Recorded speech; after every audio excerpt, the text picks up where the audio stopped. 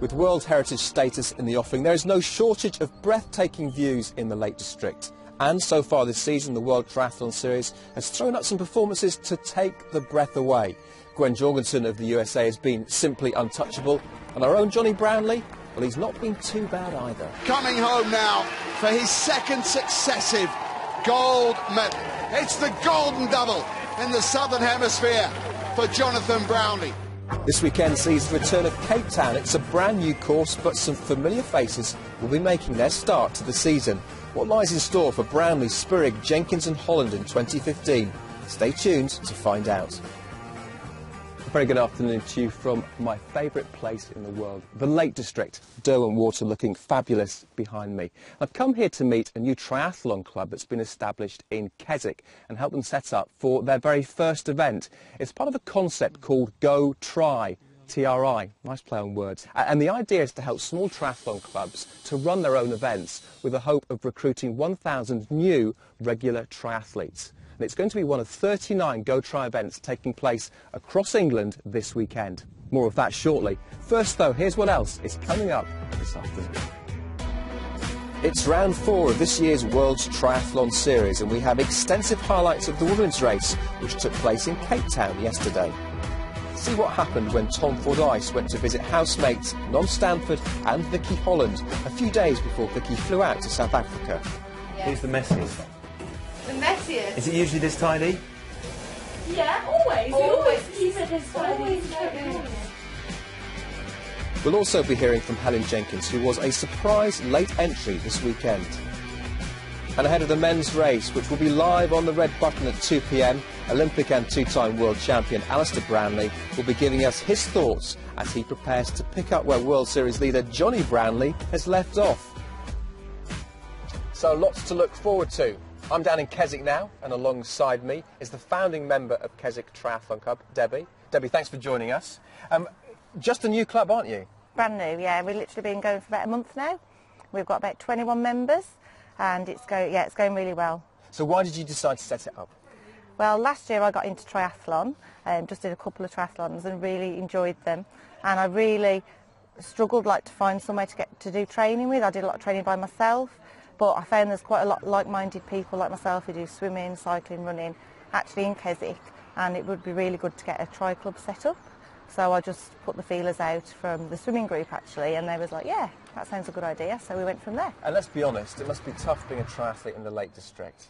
Very tough, you know, we've got a lot of hills, Yes. We get a lot of rain, we get a lot of wind, you know, so, but it's great fun. OK, you've got this event tomorrow, the Go Try Triathlon. It's your first event that you're putting on. It is. Tell us how that came about.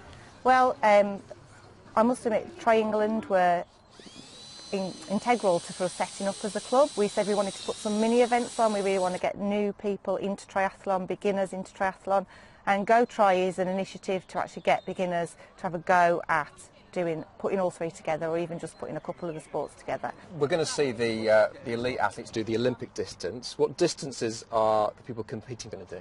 Well, it's a really short triathlon. It's a 120-metre pool swim, and then they're going to do a 13-kilometre bike ride, and then they're going to come down here and they'll be running around the park 3 times, which is a 3-kilometre run. So I'm sure it's going to be a great event. Now, as far as our elite triathletes are concerned, well, it's been a great start to the season for Johnny Brownlee, but some of our other star names haven't even got started yet.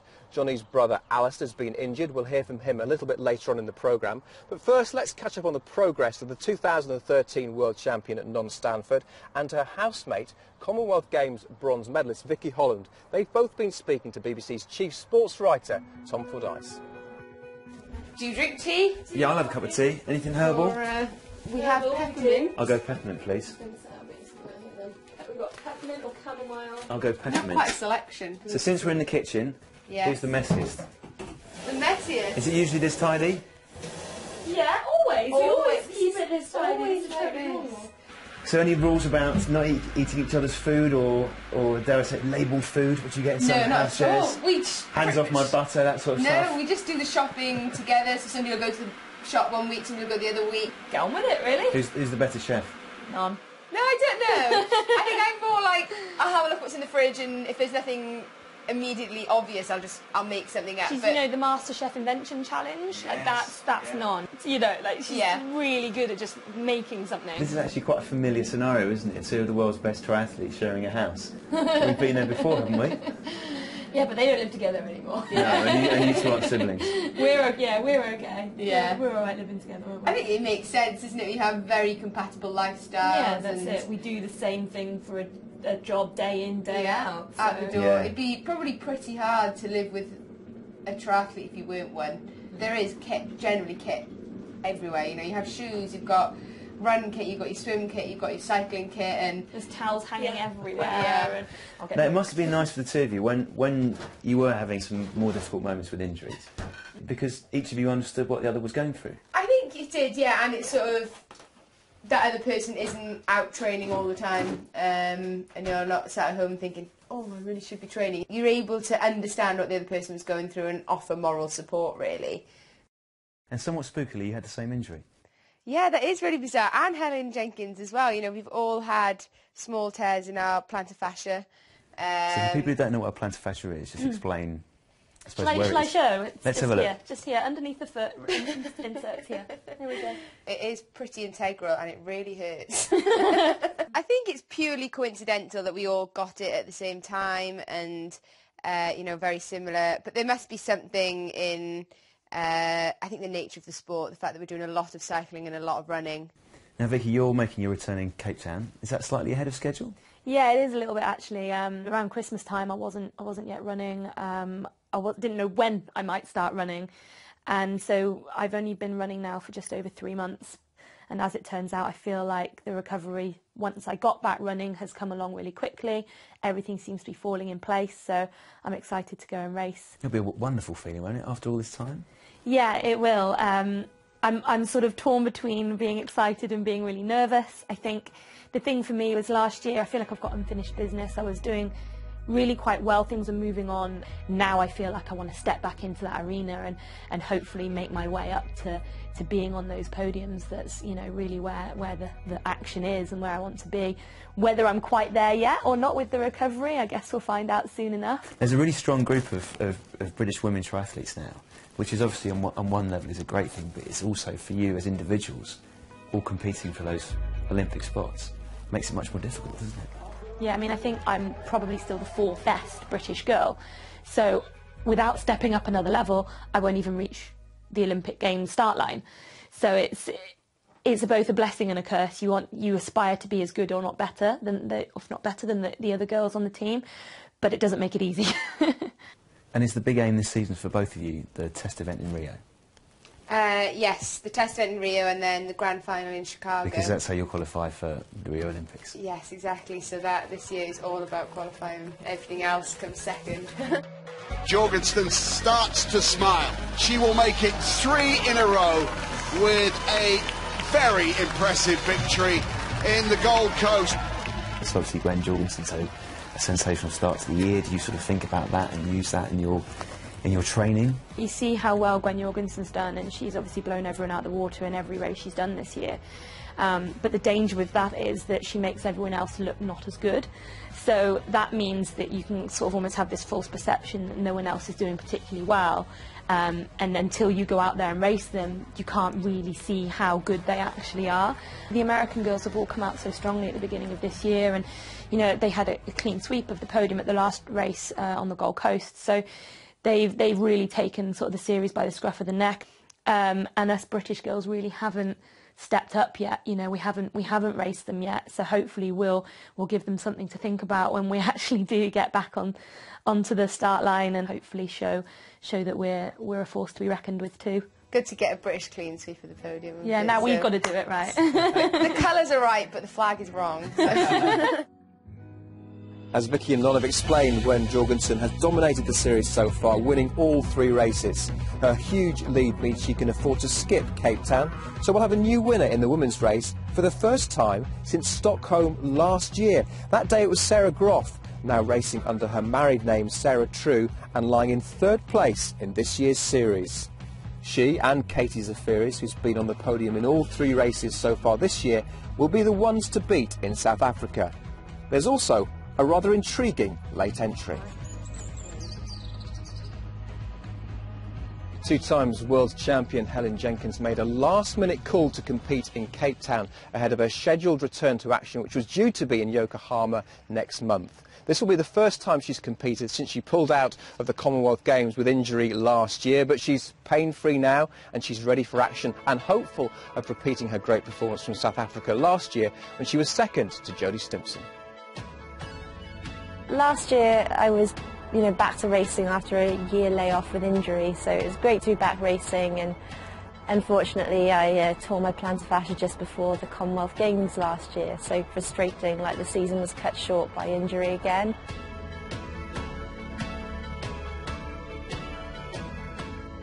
I did a hard run last Friday and the run went really well, and my pain in my foot afterwards wasn't that bad and it settled really quick, so that's a really positive sign. So we're like, well, let's just go and do it and see how it is. We're just looking at it as the first step back, towards the selection races later this year.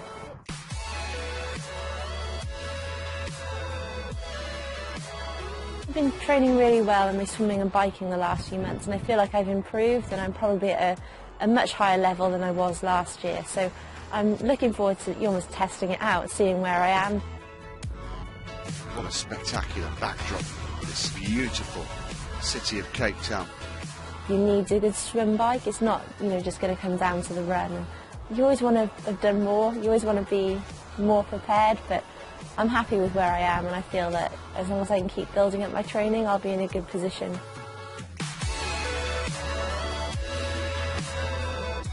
I think the running has got a little bit faster by a couple of the girls. In general, the standard is not being, I don't think it's shifted too much. I think it's pretty level for the females. So I think with improvements in the swim bike, then I can have more of an impact on the races. So I'm hoping that that's what's going to happen. More emphasis on the three sports rather than just a faster run at the end. There has been times this last sort of 6 months where I thought, do I want to keep doing this? Because it's so hard. You're putting everything into it. You're trying to get fit, and it's like you feel like your body's holding you back. But there's that overwhelming desire to try and get to another Olympic Games. I believe that if I can keep my body injury free, that I can be up there in Rio. I can be one of the medalists. So that belief keeps me going. There is one more comeback story to tell you about Olympic champion Nicola Spirig. Her absence, though, isn't through injury. It's been on focusing on the longer distance events. In fact, she was second in the Zurich Marathon just last weekend in a time of 2 hours and 46 minutes. She's also been distracted by that longest of long-distance events, having and bringing up a child. It was quite a women's race in prospect. Your commentators, Matt Chilton and Annie Emerson. A very good afternoon, everybody, and a warm welcome to Cape Town in South Africa as the 2015 World Triathlon Series continues in the shadow of magnificent Table Mountain.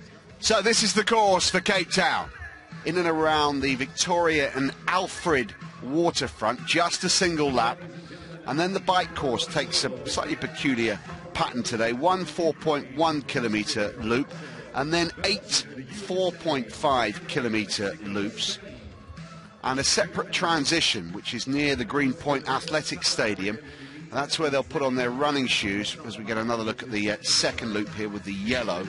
So it's blue for the swim, yellow for the bike, and red for the run. And this is the 8 lap series before they park up their bikes. 4 2.4 kilometre laps, and then a single lap of 400 metres, and they will finish inside the athletic stadium. It's the first time ever that a World Triathlon Series has completed inside an athletic stadium. Katie Zafiris wears number 1 in the absence of Gwen Jorgensen. True with 2, then Duffy and